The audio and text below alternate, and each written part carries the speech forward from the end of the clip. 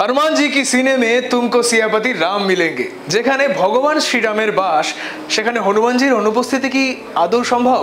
এই হনুমান জয়ন্তীর পবিত্র দিনে তাই আমরা আপনাদের নিয়ে যাব অযোধ্যার সেই মহামন্দিরে, যেখানে আপনারা জানতে পারবেন রাম মন্দির সংক্রান্ত অজানা ও বিস্ময়কর কিছু তথ্য।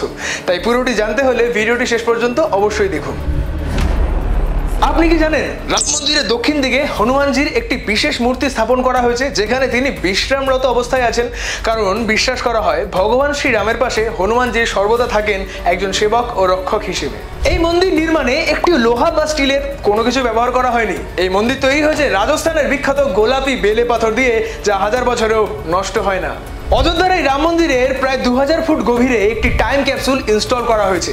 আর এই টাইম ক্যাপসুলের ভেতরে রয়েছে শ্রীরামের জীবন কাহিনী, অযোধ্যার ইতিহাস সহ আরো নানা কথা, যাতে হাজার বছর পরেও শ্রীরামের জীবনগাথা এবং হিন্দু ধর্মের মাহাত্ম্য ভবিষ্যৎ প্রজন্মের কাছেও জীবন্ত থাকে। এই মন্দির শুধুমাত্র আস্থার প্রতীক নয়, এটি একটি ইঞ্জিনিয়ারিং মাস্টারপিস। ভূমিকম্প প্রতিরোধী নির্মাণ, পরিবেশ বান্ধব ডিজাইন আর সোলার এনার্জি প্ল্যান্ট এই মন্দিরটিকে তৈরি করেছে আধুনিক বিজ্ঞান এবং ভক্তির একটি সংমিশ্রণ।